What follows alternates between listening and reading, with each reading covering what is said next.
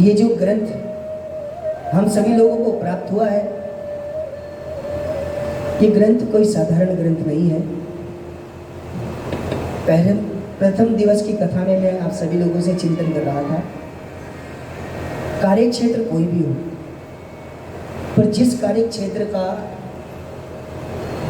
Literature अगर हमने ना पढ़ा हो तो उस कार्य क्षेत्र में दक्षता हासिल करने में थोड़ा संशय रहता है।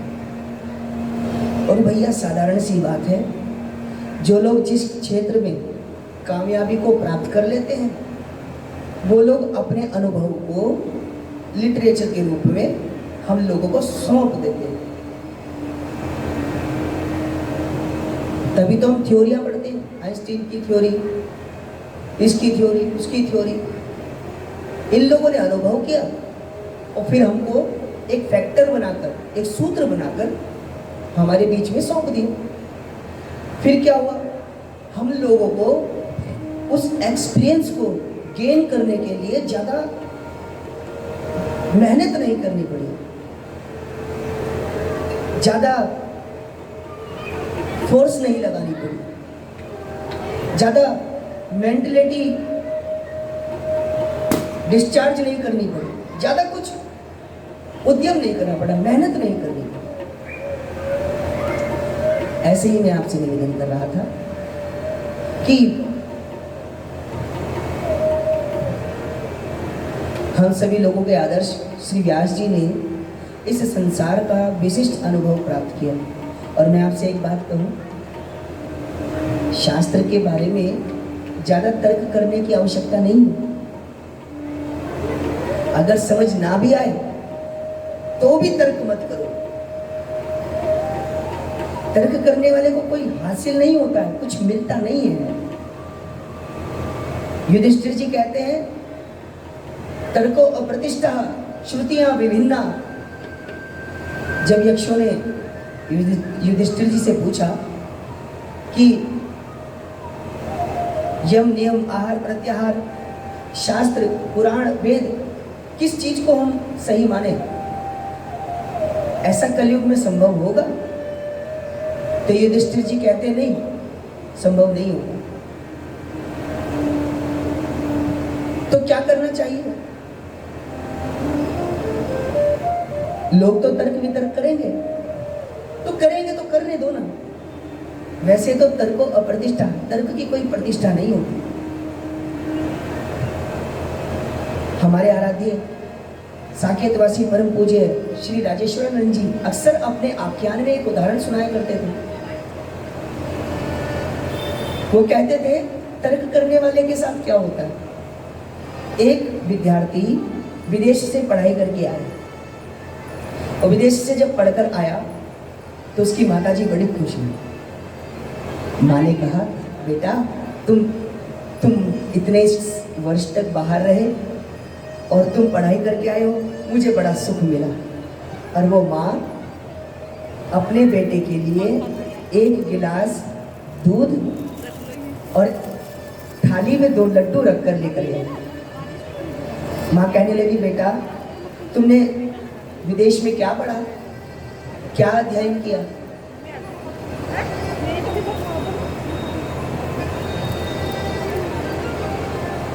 बोले वृंदावन बिहारी लाल की। माँ कहने लगी, बेटा तुमने विदेश में क्या पढ़ा? बेटा बोला, मैया पूछ मत, ऐसी विद्या पढ़ के आया हूं जिसे चमत्कारी विद्या कहते हैं। माँ कहने लगी, भैया हमने डॉक्टरी विद्या सुनी है, इंजीनियरिंग विद्या सुनी है, हमने कॉमर्शियल विद्या सुनी है, ये चमत्कारी विद्या कौन सी हुई? बेटा कहने लगा, भैया तू जानती नहीं है, मैंने तर्क विद्या पढ़ी है। अच्छा, तर्क विद्या कौन सी होती है? बोले, सच को झूठ और झूठ को सच साबित कर देना, इसे कहते हैं तर्क विद्या। भैया कहने लगी, वाह ये तो बहुत बड़ी अच्छी विद्या होगी। बेटा कहने लगा, भैया प्रत्यक्षम किम प्रमाणम, देख मैं तुझे अपनी विद्या का चमत्कार दिखाता हूँ। माँ कहने लगी, ऐसा हो सकता है? बेटा कहने लगा, अभी होगा। माँ ने पूछा, कैसे? बेटे ने कहा, मैया एक बात बता, तू मेरे लिए थाली में कितने लड्डू लाई? माँ ने कहा बेटा मैं तो तेरे लिए 2 लड्डू लाई हूँ। बेटा बोला मैं कहता हूँ तुम मेरे लिए 3 लड्डू लाई हो। माँ को हंसी आई। माँ कहने लगी बेटा ये कौन सी चमत्कारी विद्या, लड्डू तो थाली में 2 ही रखे और तू 3 बता रहा है। बेटा कहने लगा मैं कह रहा हूँ ना थाली में 3 लड्डू है। माँ कहने लगी कैसे? बेटे ने कहा जरा लड्डू गिन तो सही माँ। अब माँ ने लड्डू गिनने शुरू की। 2 लड्डू थे। 1, बेटा बोला ठीक। माँ बोली 2, बेटा बोला 2 रे 2 रे। अब गणित के नियम के अनुसार तो 2 और 1 3 ही होता है। 2 2 + 1 = 3। माँ कहने लगी बेटा लड्डू तो 2 ही है। बेटा कहने लगा भैया सिद्ध करके दिखा। मैंने सिद्ध किया ना लड्डू 3 है। अब माँ परेशान पजल हो गई बेचारा। इधर से गिने 1, बेटा बोला ठीक। 2, बेटा बोले 2 और 1। आधा घंटा निकल गया। वो 2 लड्डू 3 हो गए और माँ भी मानने को तैयार हो गई लड्डू 3 है। अच्छा पीछे से उसके पिताजी आ गए। वो खड़े हुए सब कुछ उसका ये चमत्कार देख रहे थे। अब वो भी तो उसी के पिता थे। माँ को तो रोना आ गया। पिताजी बोले बेटा तेरी विद्या का चमत्कार मुझे साक्षात दिखाई दे रहा है। मुझे साफ साफ दिखाई दे रहा है कि थाली में 3 लड्डू हैं। तेरी माँ तो पागल है, अनपढ़ है। बेटा अहंकार भरी मुस्कान मारते हुए बोला देखा माँ पिताजी को भी समझ में आ गया मेरी विद्या का चमत्कार। पिताजी आगे बढ़े। पिताजी ने कहा बेटा देख थाली में 3 लड्डू है। मैं मान गया। 1 लड्डू उठाया उन्होंने और उसकी माँ के मुख में रखा। बोले बेटा 3 में से 1 लड्डू तो तेरी माँ ने खा लिया। दूसरा लड्डू उठाया अपने मुख में रख लिया। बोले बेटा दूसरा लड्डू मैंने खा लिया। अब जो बचा हुआ तीसरा लड्डू है वो तू खा लेना। अब आप विचार करो उसको मिला क्या? क्या मिला? कुछ भी नहीं। तो तर्क करने वाले के साथ यही होता है। क्यों, कैसे, कब, ये वो इन चीजों में उलझा रहता है। इतने में जीवन खत्म हो जाता है। अरे भैया ये जीवन का पता नहीं है। कले काल कुठार लिए फिरता, तन नम्र पे चोट झिली ना झिली। पता नहीं कब यमराज जी का मन हो जाए। चित्रगुप्त जी कहते महाराज इस व्यक्ति की आयु पूरी हो गई, भेजो गण आए। और हमने तो कई लोगों से सुना है, कई लोग बताते हैं जिन्हें गण दिखाई दिए। ऐसे कई लोगों के हम संपर्क में रहे। तो वो बैठे बैठे व्यक्ति को भी कहते हैं, उसको डांट डपट के कहते हैं चलो हमारे साथ। आप देखना जब किसी का प्रयाण होने वाला होता है तो वो लोग थोड़ी अजीब गरीब हरकत करने लगते हैं।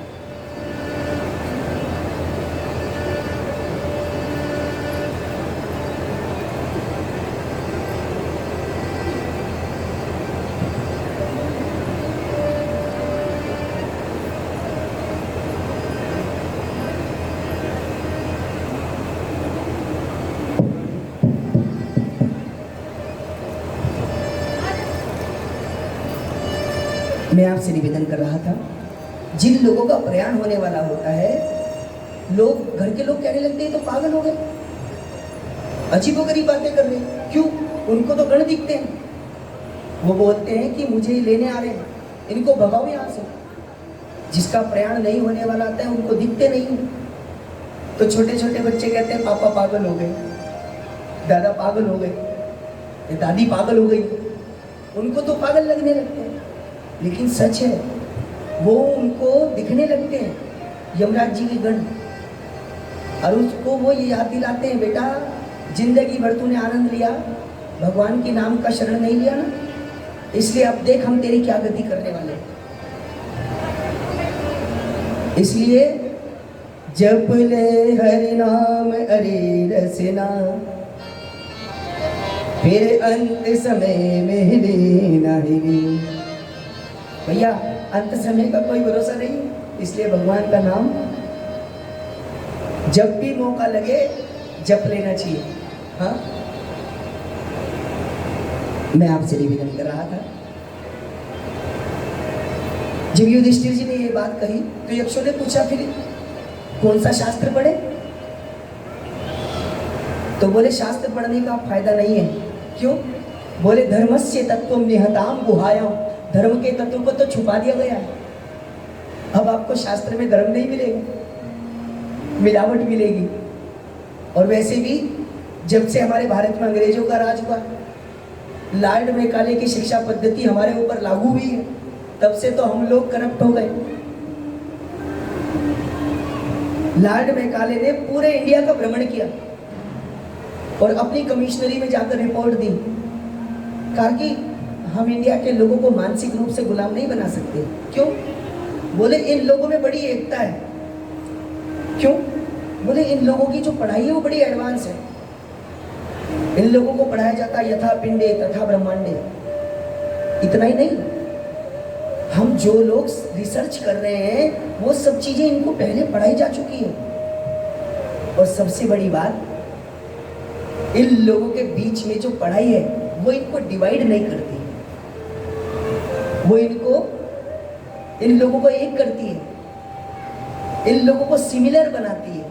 सिमिलर मेंटेलिटी के लोग जब एक जगह रहते होंगे, एक मेंटेलिटी के लोग, एक दिमाग के लोग, एक सोच के लोग जिस जगह पर रहते होंगे, क्या वो हसू जी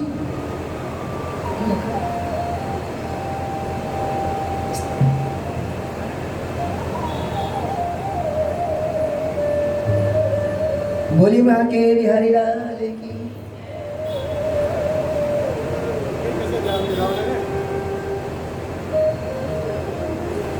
तो मैं आपसे निवेदन कर रहा था कि लॉर्ड मैकाले ने इस पर विशेष रिसर्च की।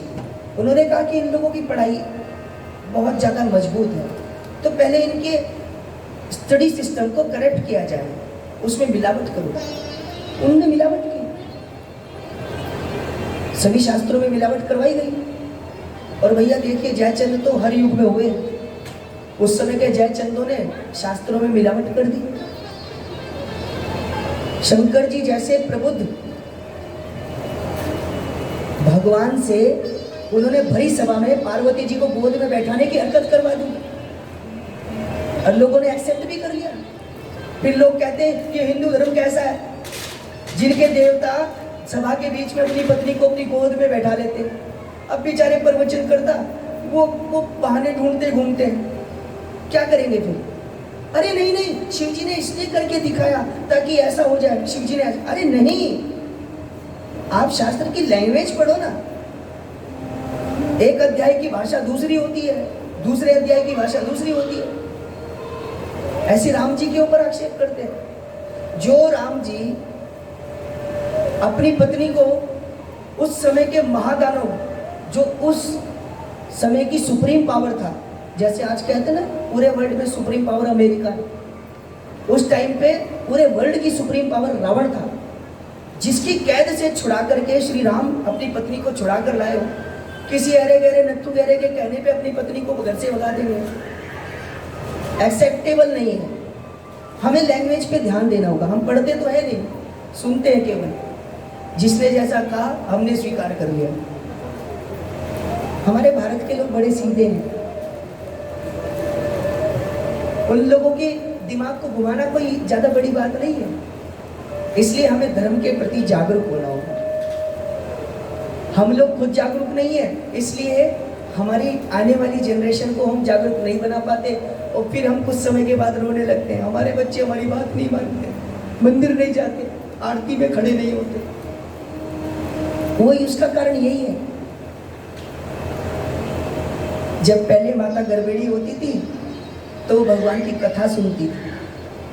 अब की माता गर्भिणी होकर के स्टार प्लस देखती है। हाँ, ये चैनल आप लोगों की बुद्धि को खराब करने का काम कर रहे हैं। एक भी चैनल आप ऐसा बता दो जिसपे परिवार को एक करने का सीरियल चलता हो। सब पे राजनीति, परिवार तोड़ना, बुजुर्गों का अपमान करना, ये करना वो करना। अरे भाई, देखना हो तो कोई पारिवारिक चीज देखो। कई लोग तो ऐसे एडिक्ट हो चुके हैं कि वो जब तक चैनल ना देखे तब तक उनको भूख नहीं लगती, खाना नहीं खाते। मेरा क्या उन लोगों का कल्याण होगा? क्षमा करना, मैं किसी के ऊपर कटाक्ष नहीं कर रहा, ये तो हमारे हृदय का दुख है जो बाहर निकल गया। तो मैं आपसे निवेदन कर रहा था, युधिष्ठिर जी कह रहे थे कि धर्मस्य तत्वम निहताम गुहायाम और न एको ऋषि यस्य मत्तः प्रमाणम। अब तो ऋषियों के, संतों के मत भी आपस में अलग अलग हो गए। एक संत कहते हैं नहीं नहीं हमारे वाला पंथ महान है, बाकी सब बेकार है, ठाकुर जी को निकालो घर से बाहर। दूसरे संत कहते हैं नहीं नहीं तुम ठाकुर जी को घर से निकालते तो ठीक है, लेकिन हमारी फोटो लगा करके हमारी पूजा करो, हम ही भगवान है। किसने देखे भगवान? ये पंथ वो पंथ, कितने पंथ बने हुए। गुरुदेव अक्सर कहा करते थे आपस में है झगड़ रहे और सब में राम दिखाते, और प्याज का खाना पाप जहां पर वहां पर ब्याज प्रेम से खाते। जो लोगों को बड़े बड़े मंच पर बैठ करके, कई सारे ऐसे लोग हैं जो बहका रहे हैं, उनके ब्याज पर पैसे चल रहे हैं, उन्हें कोई चिंता नहीं है। तो ना एक और इसलिए समझता प्रमाण। तो यक्षों ने कहा तो फिर हम करें क्या? करने की आवश्यकता ही क्या है? कहा महाजनो ये गतः सपन था, जिस रास्ते पर महापुरुष चले हैं हमारे श्री कबीरदास जी, भक्तिमती मीरा जी,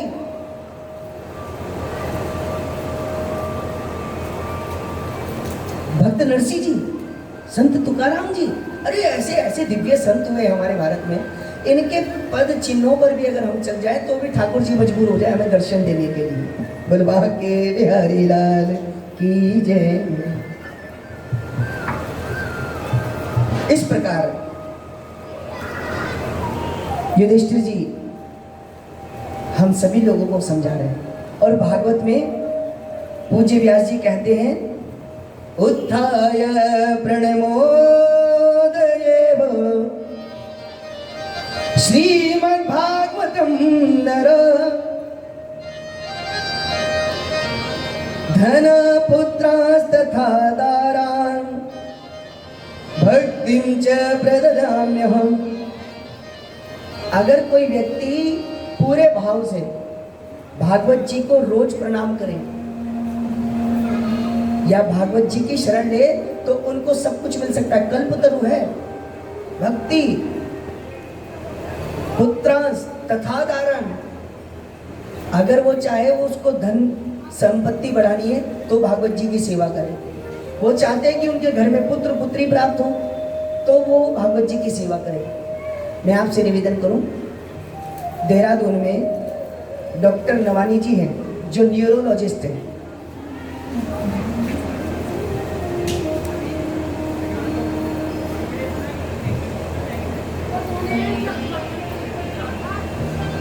बहुत अच्छे न्यूरो सर्जन हैं। उनके घर में हम लोगों ने भागवत की और उनकी बेटी के घर में कोई संतान नहीं थी, तो ये संकल्प लिया उन्होंने कि हमारे एक बेटी के घर में संतान हो जाए। तो ऐसे संकल्प के साथ उनके घर में भागवत हुई। आप लोग शायद सुन करके इस बात पर विश्वास ना कर पाए, लेकिन कभी आप देहरादून अगर जाएं, अगर कोई देहरादून के हों और हमारी कथा देहरादून में होगी तो हम निश्चित उनको बुलाएंगे। उनकी बेटी को ट्विंस हुए नेक्स्ट, बिल्कुल जस्ट 1 साल के बाद, नेक्स्ट ईयर।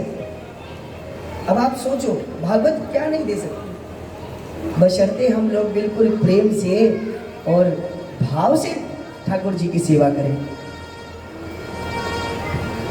हाँ, भक्त तो कहते हैं न जाने कौन सी बाकी अदा तुम्हारी है, न जाने कौन सी बाकी अदा तुम्हारी हजारों लाखों मिलते हैं, ये ऐसी प्यारी है,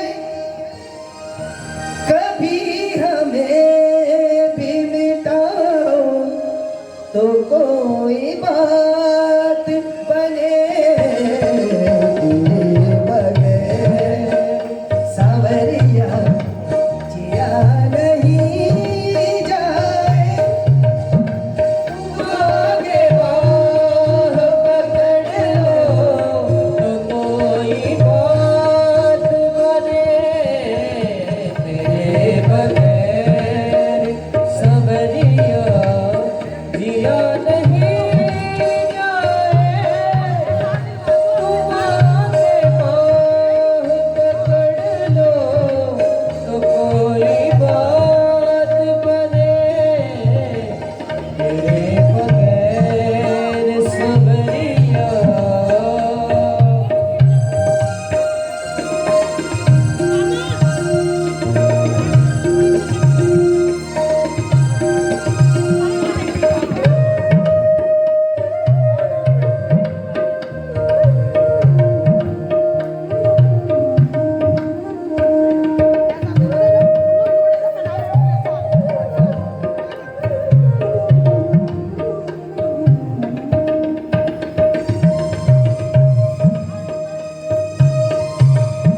ये आठों याम की सेवा करूं तिहारी मैं,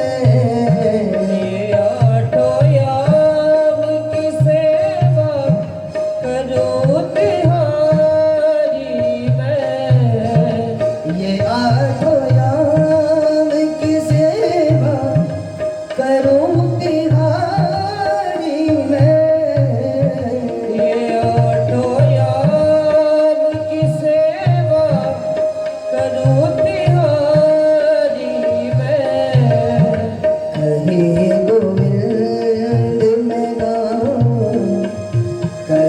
गोविंद मैं गाऊं तुम्हें रिझाने को, कि तुम भी साथ में गाओ तो कोई बात बने, तेरे बगैर सांवरिया जिया नहीं जाए, तुम आके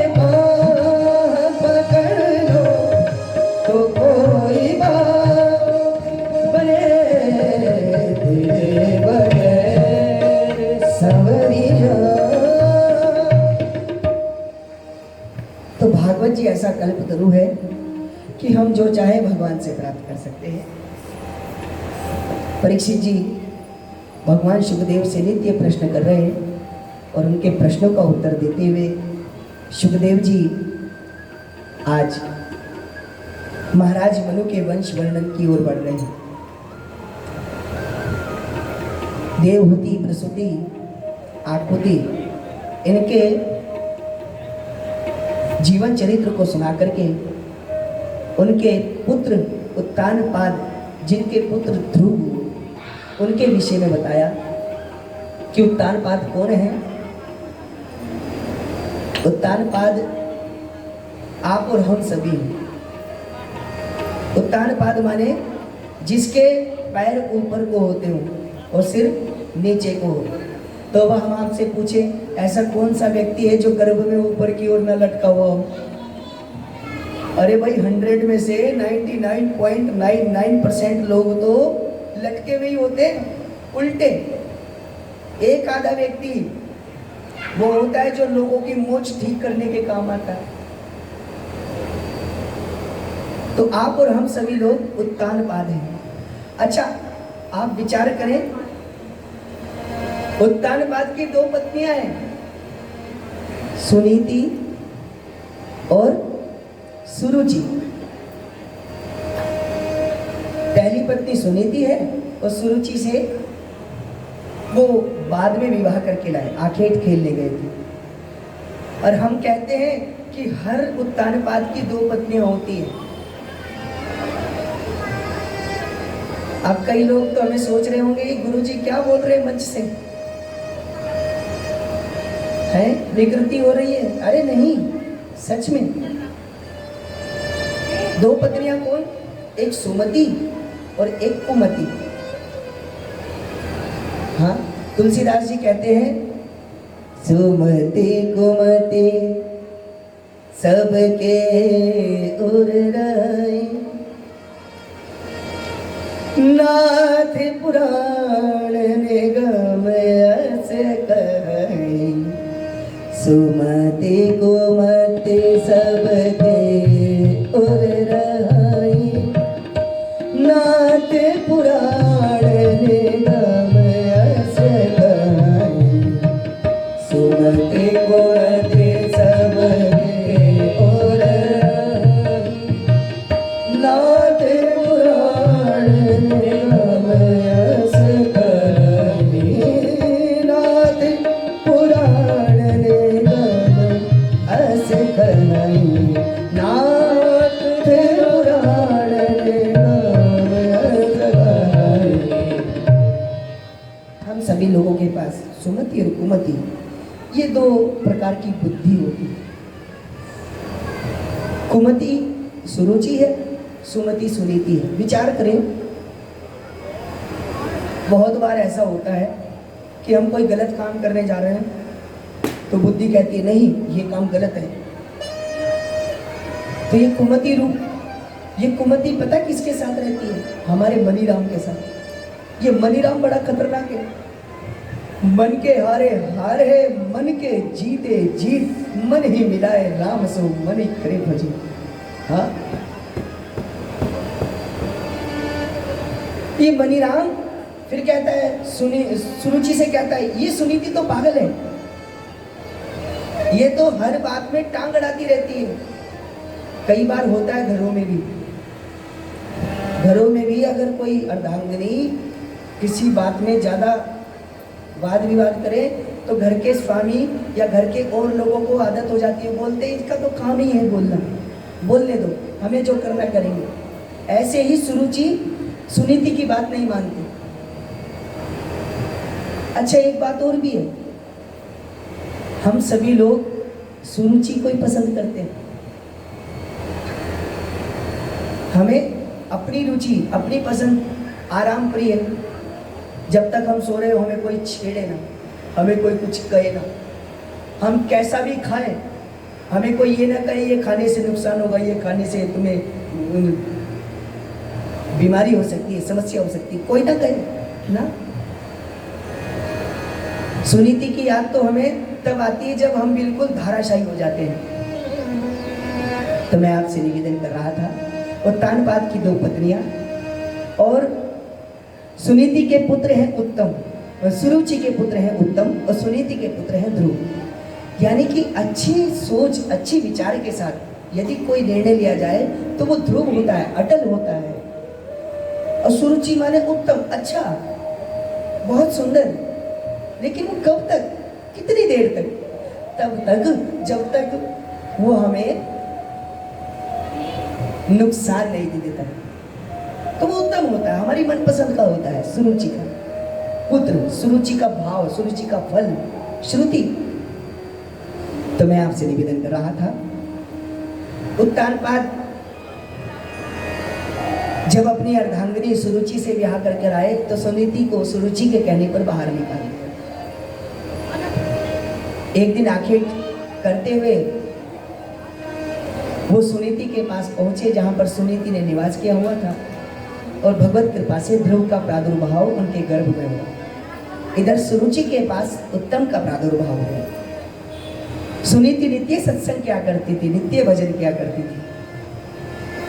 और मैं आपको पुनः, जितने लोग बैठे हैं, मैं हाथ जोड़ करके आपसे निवेदन करता हूँ, जितनी भी माताओं के पास घर में उनके पास बेटी है और वो विवाह योग्य है या अभी छोटी है, तो अपनी बेटी को वो ये जरूर सिखाएं कि वो दिन में कुछ ना हो तो 10 मिनट, ज़्यादा नहीं, 10 मिनट, केवल 10 मिनट भगवान के भजन के लिए जरूर निकालें। और जिस समय वो गर्भावस्था में हो, गर्भ धारण कर चुकी हो, तब तो वो जरूर भगवान का भजन सुने, तब उसको जरूर सुनना चाहिए। गर्भ के समय जो भी आप सुनते हैं देखते हैं उसका सीधा प्रभाव गर्भस्थ शिशु के ऊपर पड़ता है। आप कहोगे कैसे? अभिमन्यु के बारे में सभी ने सुना, हाँ? अभिमन्यु ने गर्भ में ही युद्ध शिक्षा सीख ली, और जब अष्टम द्वार तोड़ने का अर्जुन बखान कर रहे थे तब उनकी माता सो गई। इस कारण से वो, क्योंकि उस समय माता जैसे जैसे क्रियाकलाप करती है बालक वैसे ही वैसे उसको स्वीकार करता है, महसूस करता है, और वही वो सीखता है। अब हम गर्भस्थ शिशु को जब घर तोड़ने वाले ये चित्रांकन दिखाते हैं तो बच्चा गर्भ में सीख लेता, बेटा बड़े होके एक ही काम करना, सबसे पहले माता पिता को छोड़ना। क्यों? तो माता ने यही देखा। और मैं आपको बताऊं, ये तो भी हमारे शास्त्रों का उदाहरण। मेरे एक मित्र हैं महाराष्ट्र में, 2017 में मैं चेन्नई जा रहा था तो मुझे फ्लाइट में मिले थे, तो उन्होंने बताया था उस समय उनका बेटा 4th स्टैंडर्ड में पढ़ता था। तब 4th स्टैंडर्ड में पढ़ते हुए वो 6th 7th 8th स्टैंडर्ड तक की प्रॉब्लम्स मैथमेटिक्स की वो सॉल्व कर देता था। टीचर लोग उसको बहुत ज़्यादा प्यार करते थे। बता रहा था जो मेरा मित्र है, अभी भी मेरे संपर्क में है, और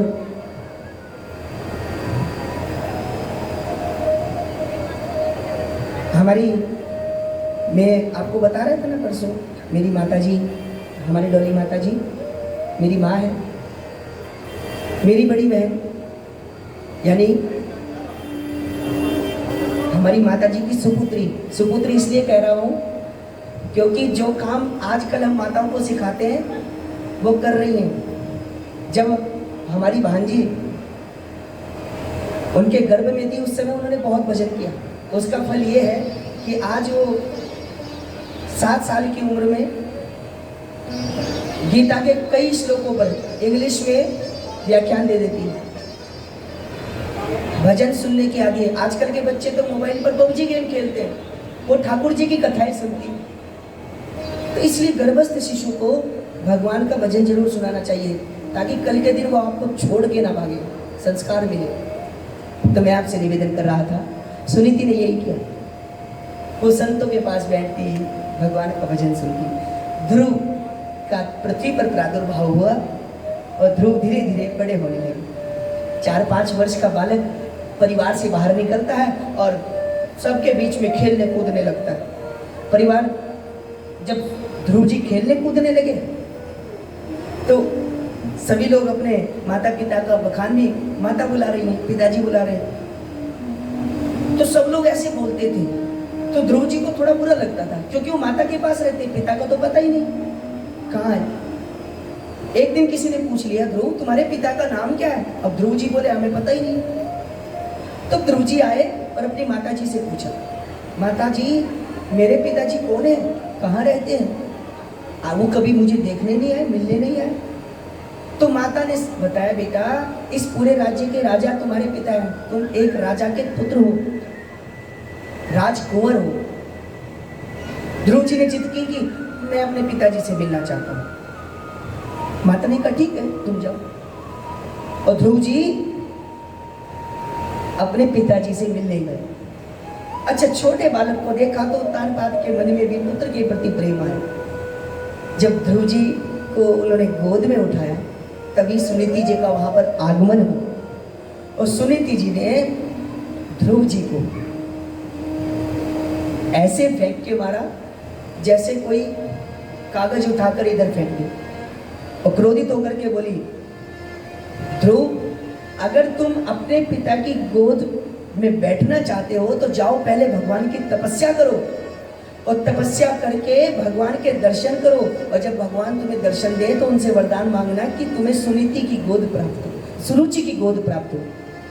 जब मेरे गर्भ में तुम आओगे और मेरे गर्भ से तुम्हारा जन्म होगा तब तुम्हें तुम्हारे पिता की गोद मिलेगी। आप विचार करो, सुरुचि कहती है कि उसका गर्भ भगवान की भक्ति से भी बड़ा, जबकि शंकराचार्य भगवान कहते हैं गर्भवासे समा दुखम न भूतो न भविष्यति। जैसा गर्भ में जीव को दुख होता है ऐसा ना तो उसको नरक में मिलता, ऐसा ना पहले कभी मिला है ना कभी मिलेगा। तभी तो लोग कहते हैं ये गर्भ भी नरक है। बड़े बुजुर्ग पहले नाराज होकर कह देते थे, मूर्ख तूने मेरा दिल दुखाया, जा तुझे नरक में भी जगह नहीं मिलेगी। यानी तू गर्भस्थ नहीं हो पाएगा।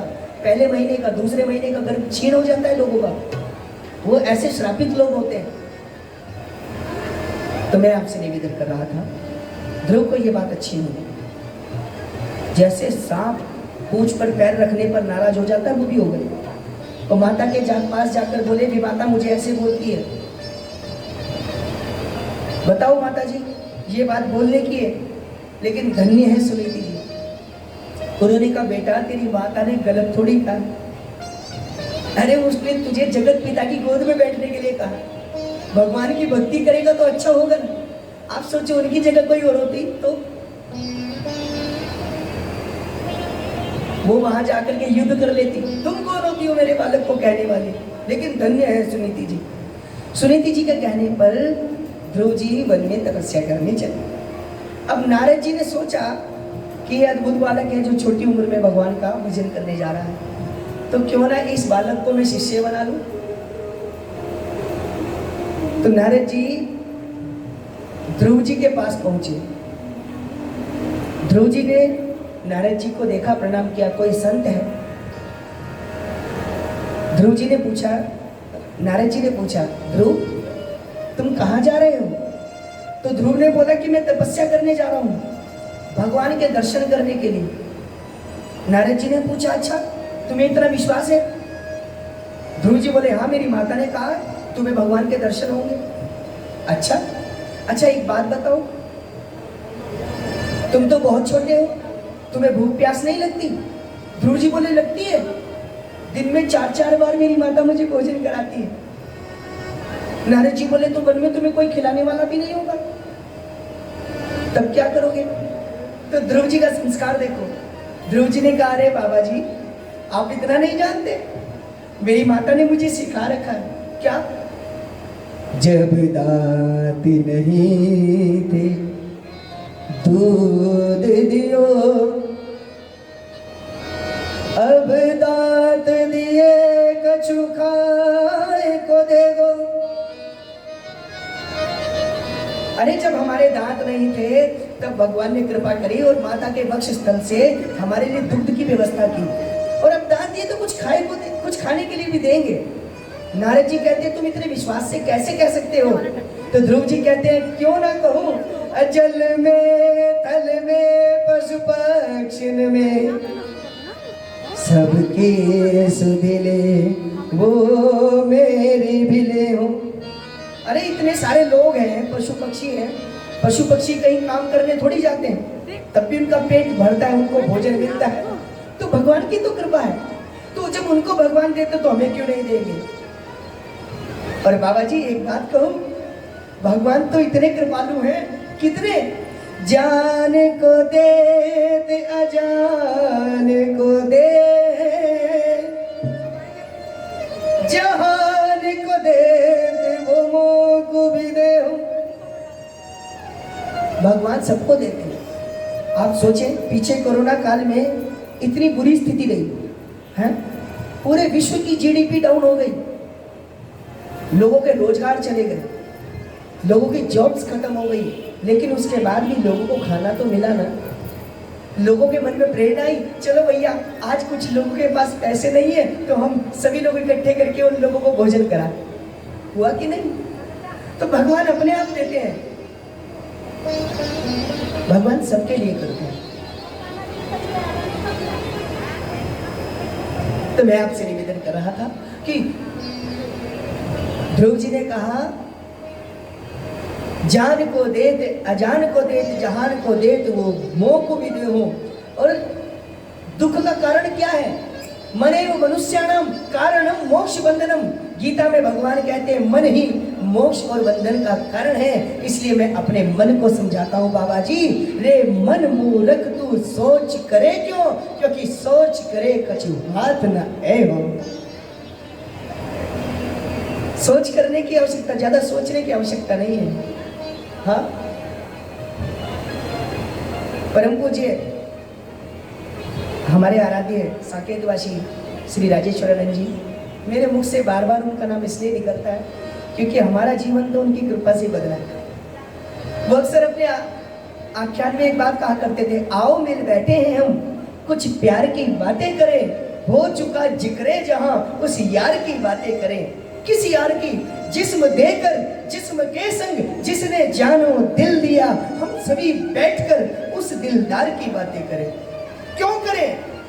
गले पड़ जाने से तो अच्छा है, गले पड़ जाने से तो अच्छा है हम आकर खुद ही लग जाए गले।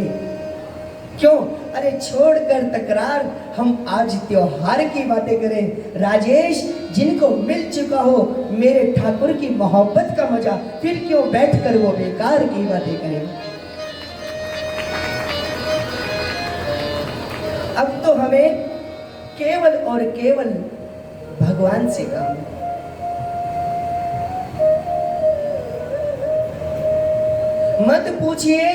मत पूछिएगा कि मैं क्या हूं, अगर सच पूछिए तो मैं बहरूपिया हूं, बिंदु जी महाराज कहते हैं। तो ध्रुव जी ने नारद जी से कहा, नारद जी ने सोचा कि बालक तो बड़ा मजबूत संस्कार वाला है, क्यों ना मैं इसको शिष्य बना दूं। तो नारद जी ने कहा, ध्रुव तुम जानते हो मैं कौन हूं? नारद जी से ध्रुव जी ने कहा, नहीं मुझे नहीं पता आप कौन है। उन्होंने कहा, मैं हूं नारद, मैं तीनों लोकों में निश्चल गमन कर सकता हूँ, भगवान विष्णु के लोक में, भगवान शिव के लोक में, मुझे कोई रोक टोक नहीं। आओ, मैं तुम्हें अपने गले से लगाना चाहता हूँ। और ध्रुव जी ने नारद जी को धक्का दिया, बोले आप झूठ बोलते हो, नारद जी नहीं हो। क्यों? अरे मेरी माता ने मुझे सिखा रखा है कि नारद जी जब किसी के पास जाते हैं तो उसे भगवान के भजन की प्रेरणा देते हैं, और आप कैसे नारद, आप तो मुझे भगवान के भजन से दूर कर रहे हैं। नारद जी की आंखों में अश्रु आ गए। ध्रुव क्षमा करना, मैं तो तुम्हारी परीक्षा ले रहा था कि तुम्हें संस्कार कैसा मिला, और तुम चिंता मत करो, तुम्हें भगवान के दर्शन होंगे, ये मैं तुम्हें वचन देता हूँ। जाओ और वृंदावन में जाकर के भगवान की तपस्या करो। तब ध्रुव जी भगवान की तपस्या के लिए वृंदावन आए, और वृंदावन में भगवान का भजन करने लगे। द्वादशाक्षरी मंत्र जो ध्रुव जी को श्री नारद जी ने दिया है, गुरु मंत्र समझकर इसी का उन्होंने जप किया है।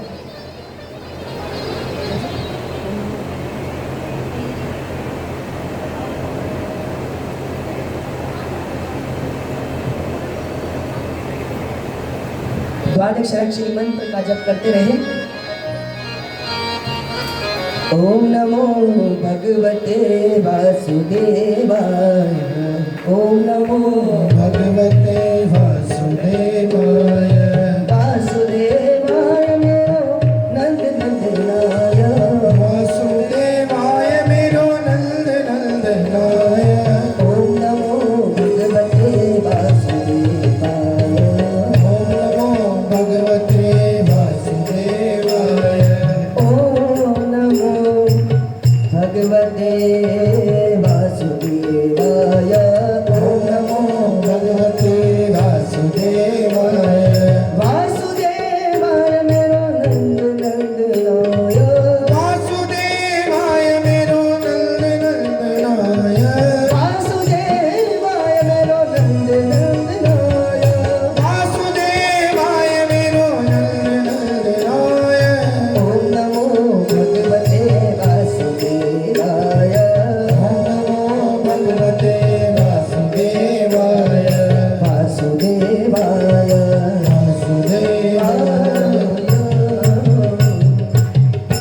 द्वादशाक्षरी मंत्र का जप करते करते 6 महीने तक ध्रुव जी ने तपस्या की है। पहले महीने गए तो वन के फल इत्यादि खाकर के तपस्या की, अगले महीने फलों का त्याग किया तो वनस्पति ही खाकर, अगले महीने वनस्पति का त्याग किया तो जल ही पीकर, और तीसरे महीने के बाद तो उन्होंने जल भी त्याग दिया, केवल सांस लेकर, और चौथे महीने में तो प्राणवायु भी त्याग दी। और जब ध्रुव जी ने प्राणवायु का त्याग किया तो पूरे संसार के प्राण रुक गए। एक बात हम आपसे और कहे, मनुष्य की प्रवृत्ति है उसे कुछ फ्री में दो तो उसकी वैल्यू वो समझता नहीं है। सही बता रहा हूं मैं आपको। आप मानते हैं इस बात को? मानते हैं जी? है नहीं? आपको कोई अगर फ्री में कुछ देने लगे तो आप सोचोगे जरूर इसका कोई मुझसे मतलब है। और कई लोग तो इतनी संकीर्ण मानसिकता के होते हैं, उनको कुछ दो ऐसे ही देने लगो तो बोलते टोटका करके लाया होगा, टोटका। अरे बाप। अच्छा, हम आपसे पूछते हम भोजन के बिना जिंदा रह सकते? रह सकते? फिर भी रह लेते। अभी नवरात्रों में 9 दिन का व्रत रखेंगे कि नहीं? हाँ? अरे भैया, कम से कम 1 दिन तो हम रह सकते हैं कि नहीं? भोजन के बिना रह सकते हैं? भोजन का हम टैक्स देते, खरीदते हैं कि नहीं पैसे से? भोजन खरीदते हैं, सब चीजें खरीदते हैं। हम पानी के बिना जीवित रह सकते हैं? रह सकते हैं जी? फिर भी रह लेते हैं। कम से कम 3 घंटा तो रह ही लेते। कथा में तो हम पीते नहीं है, 3 घंटा में रह लेते। उस पानी का भी हम टैक्स देते हैं, है नहीं?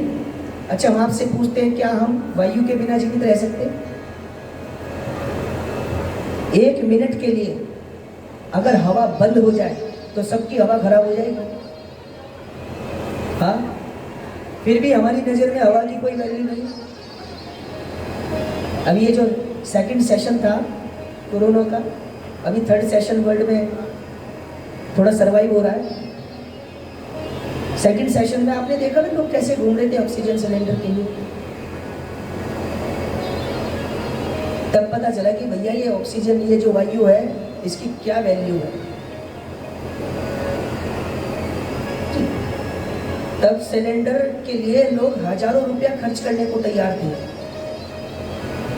और मैं कहता हूं कि अगर कोई मरना सन हो तो कहता लाखों रुपए भी दे दो पर मेरे लिए सिलेंडर की व्यवस्था करो।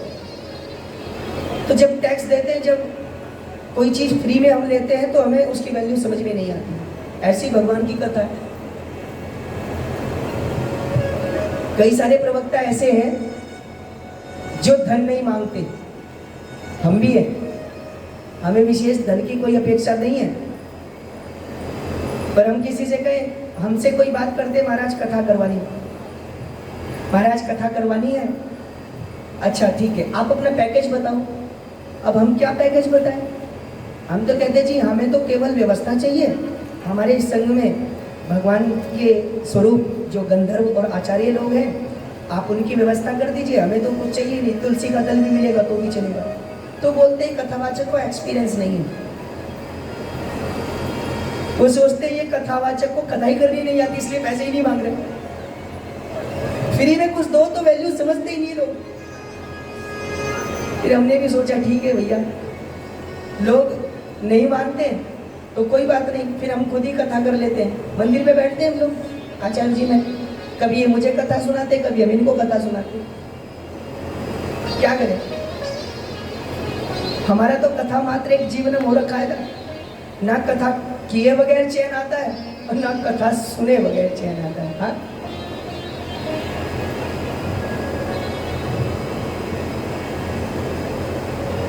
रेटू में तेरा नाम है आठों या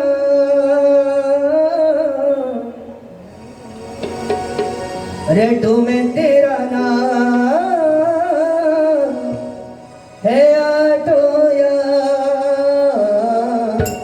मुझे गुराधार मन कर दो ऐसा मगन मुझको राधार मन कर दो ऐसा मगन।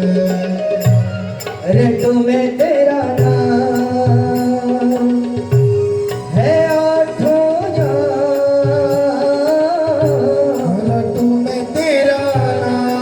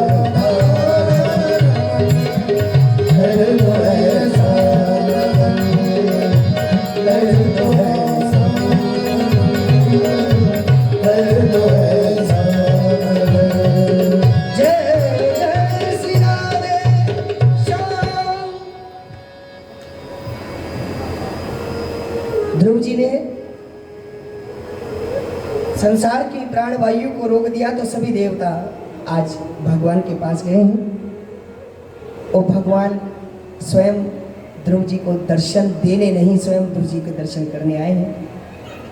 ध्रुव जी ने अपने मन में एक छवि बना रखी है भगवान की, और भगवान कहते हैं ये यथा मां प्रपद्यन्ते तथा तांस्ते भजाम्यहम्। गीता में भगवान अर्जुन को उपदेश देते हैं, जिस भाव से भक्त मेरा भजन करे मैं उसको उसी रूप में भजने लगता हूँ।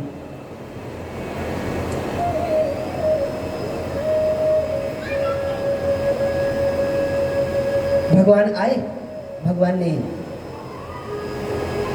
ध्रुव जी के दर्शन जब सामने प्रकट हुए तो ध्रुव जी ने आंखें नहीं खोली, तो भगवान ने देखा अच्छा ध्रुव जी ने अपने अंदर मुझे बसा रखा है, तो भगवान ने वही स्वरूप रखा और अंदर की छवि को गायब कर दिया। अब ध्रुव जी ऐसे छटपटाए जैसे मछली बिना पानी के छटपटाती है।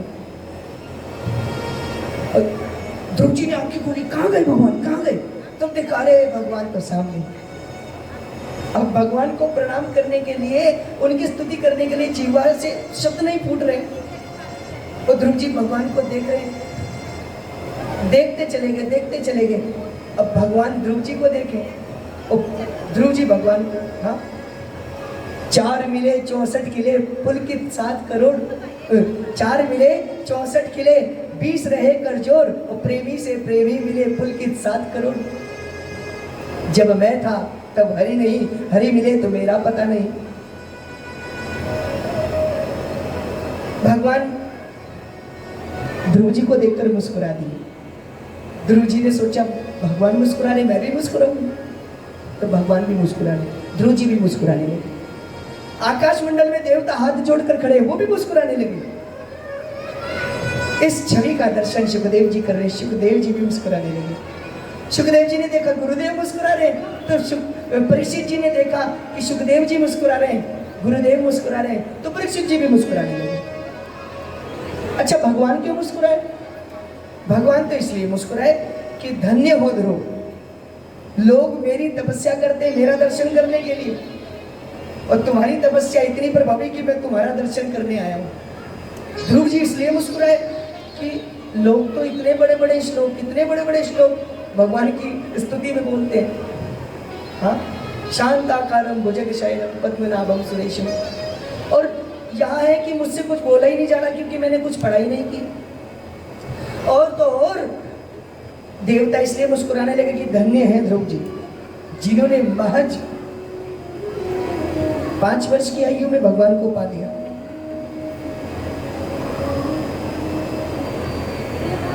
शिवदेव जी इसलिए मुस्कुराने लगे कि धन्य है परीक्षित,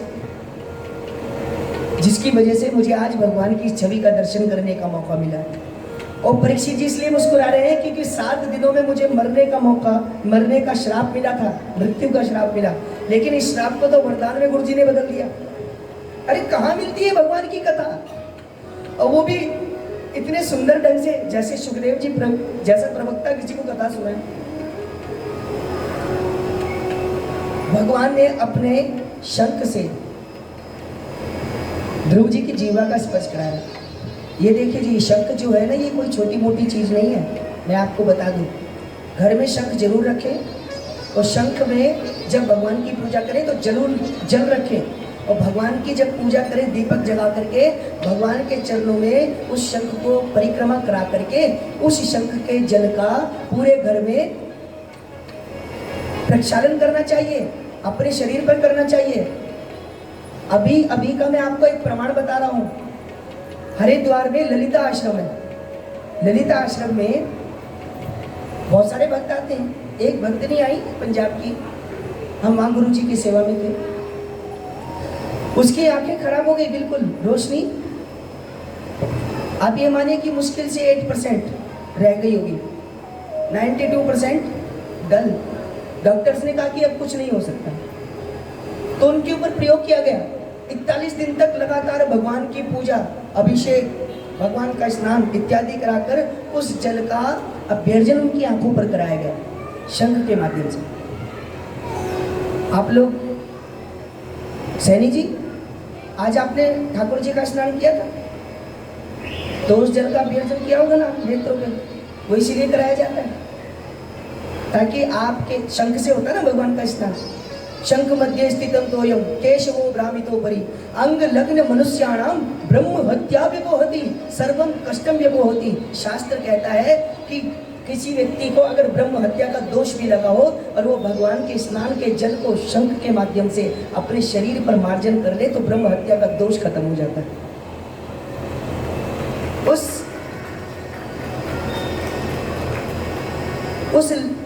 कन्या तो नहीं, मेरे ख्याल शायद वो विवाहित स्त्री रही होगी या शायद ब्रह्मचर्या रही होगी। तो 41 दिन का अनुष्ठान उनके ऊपर किया गया और उनकी आंखों की रोशनी में बढ़ोतरी मिली। डॉक्टर कहते हैं अब पहले से सही है, कुछ हो सकता है। तो शंख के जल का इतना प्रभाव है। तो वो शंख भगवान ने ध्रुव जी के कपोल से लगाया और ध्रुव जी को चारों वेदों का ज्ञान हो गया। और तब ध्रुव जी ने भगवान से कहा, प्रभु आपकी कृपा हुई और आपने मुझे दर्शन दिया। यो अंतः प्रविश्य मम वाचिमिमां प्रसुप्तां संजीवयत्य किल शक्तिधरा स्वधाम्ना। आपने मेरे अंतर मन में प्रवेश किया और आपने मेरी सोई हुई जीवा को जगाया। प्रभु आपको प्रणाम है, प्रणाम है, आपका कोटि से धन्यवाद है। भगवान ने कहा, ध्रुव तुम चाहते क्या हो? तो ध्रुव कहते हैं पहले तो मन में कुछ इच्छा भी थी लेकिन अब नहीं है। हाँ, जैसे विभीषण जी भगवान श्री राम से कहते हैं, हाँ, उरे कछु प्रथम वासना रही प्रभु पद प्रीत सरित सोबही। प्रभु पहले तो मन में कुछ इच्छाएं थी भी लेकिन आपके दर्शन करके सब खत्म हो गई आपके चरणों के प्रसाद में।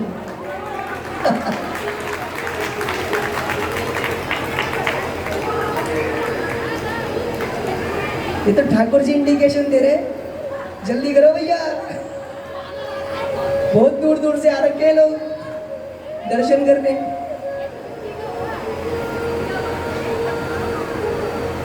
बलवा के बिहारी लाल की। चलेगा, अब गाड़ी की स्पीड बढ़ानी पड़ेगी, ठाकुर जी कह रहे हैं। इस लीला का दर्शन करें, फिर इसके बाद एक सुंदर सा पद हम लोग श्रवण करेंगे और फिर हम लोग बहुत तेज स्पीड में रास्ता पार करके वृंदावन पहुंचेंगे। भगवान ने ध्रुव को अखंड राज्य दिया, 36,000 वर्ष का ध्रुव को राज्य मिला है।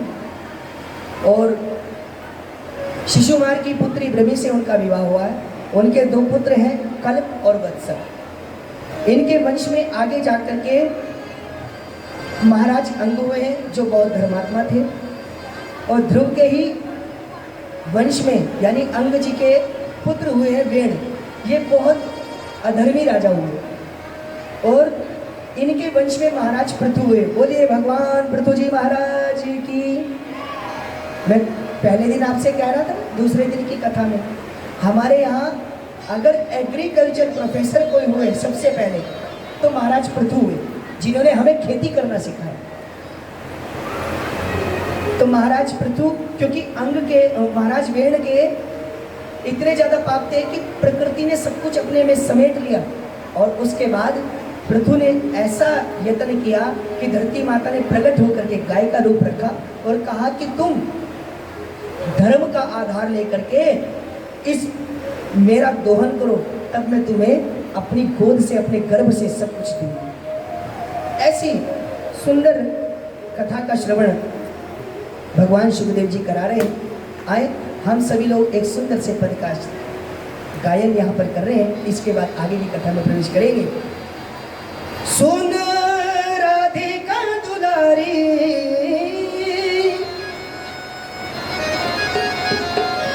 हूँ तेरे चरण का पुजारी, हूँ तेरे द्वार का भिखारी। एक अर्ज है हमारी, अर्ज है हमारी